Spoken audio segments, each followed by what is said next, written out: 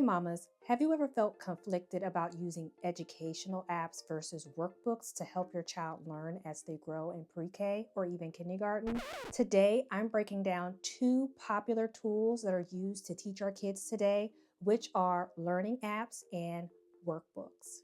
The apps that I'm going to be going over include ABC Kids, Khan Academy Kids, and PBS Kids, just for example, as well as two hard workbooks that my son uses and loves all the time, which include the Learn to Write 1, 2, 3 ABC book, as well as the Skillmatics I Can Write. As a busy mom myself, I know the importance of finding tools that are not only affordable, but engaging and effective. We're about to dive into these two popular methods to find out which one is best for our little learner. We're about to first start with all the apps. We're going to move over to another screen so that you can see in real time what the app has to offer. So we're going to start with ABC Kids, and this is a really great app for teaching the basics like phonics and the alphabet. It's super simple to navigate, and my preschooler loves tracing the letters or playing the games that you see across the screen. You will notice that there are so many different activities for your child to do. It's very colorful, it's easy to use, and most importantly, this app is free, so you don't have to pay for anything in order to access any of the games. It's actually one of the philosophies behind this app, which I find is really important. I've showed you a little bit about the story behind the app so that you have a better idea of what you're getting into. There's so many other apps under this company that you will feel confident knowing that your children are going to learn the basics. One of the cons is that the activities are kind of limited beyond the basics of like 1, 2, 3 or the alphabet. So if you want something more robust than that, this app is not going to do that. This app is pretty much just making sure your child can learn phonetically the ABCs, how to navigate to doing the ABCs, and the basics of the alphabet.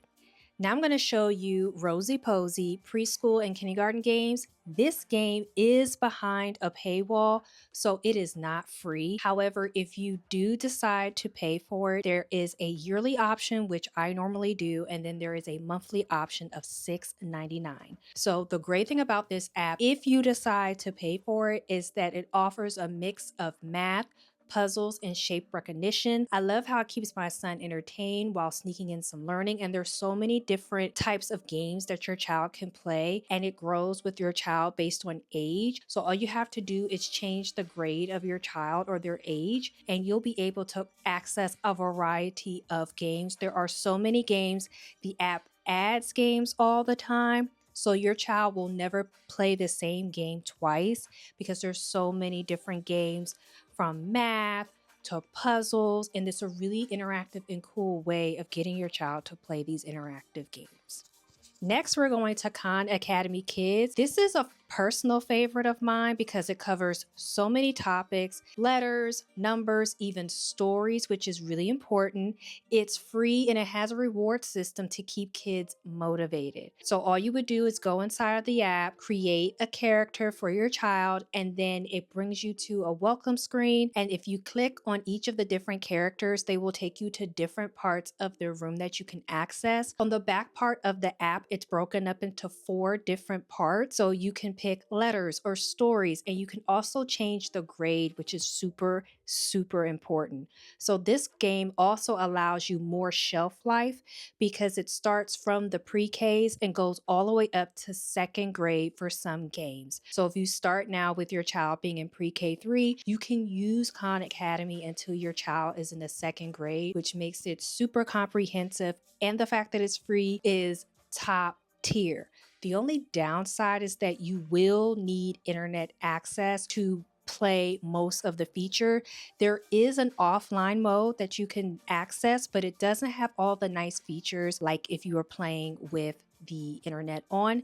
So that's something to be mindful of as well. The last app that I want to talk about is a popular app, which is PBS Kids. Their games are so interactive too, because as a millennial, you'll find some classics like Author on there, and Author actually has a storytelling mode.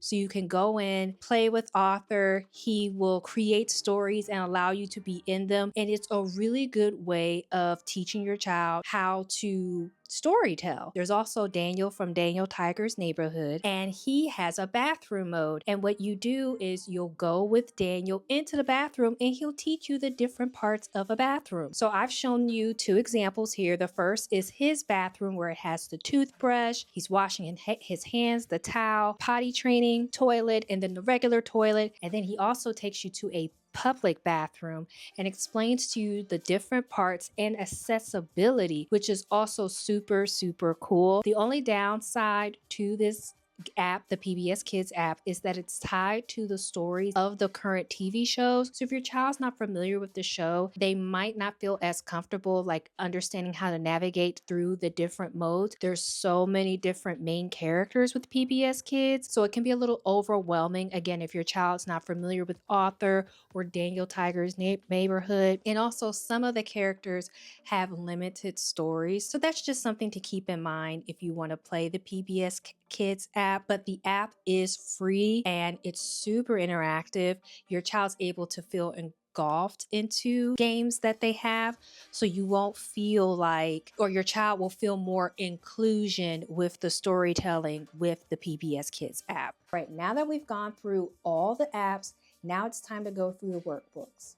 The first workbook that we're going to go over is the Learn to Write. I'm going to insert some clips of my son using this workbook just so you have an idea of what we have going on. And one of the things about this workbook is that it focuses on handwriting and number tracing, which is perfect for improving those fine motor skills. Plus, your children are able to see their progress on paper. It's affordable, it's no screens, which is super important because when your kid is using the screens, you have to find an alternative so they're not using the screens, and it's hands-on learning. But I will say one of the downsides is that you will have to be super involved in the process with your child doing this. This is not a touch and go kind of game for them. They have to be involved with you. You have to show them how to write, put your hand on the paper with them. So you're not going to be able to kind of like with the apps, set it and then let them go and learn on their own, and then you come back to them. You're going to have to sit and really be involved with them.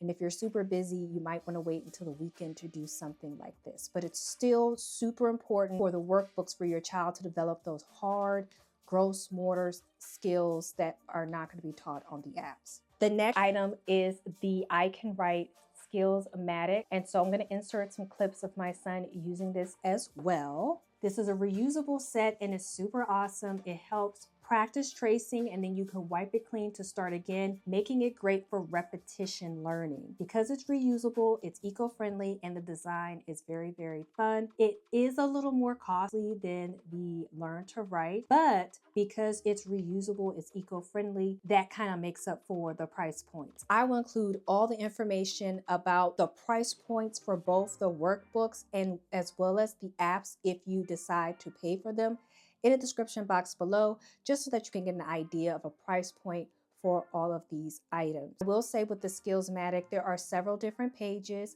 So I'm going to show you the different pages in each of them so you have an idea of what to encounter while your child is using both products. The Skills-Matic is for children who are 3 to 6. Comes with 2 markers, a certificate of achievement after your child finishes all the pages. And this is just an example of some of the cards that are included. So you have lines in direction, cafe decor, as you can tell my son scribbled all over it. You have maze chase. And again, all of these are used to help your child with tracing and learning just those fine motor skills that you're not going to get from the apps.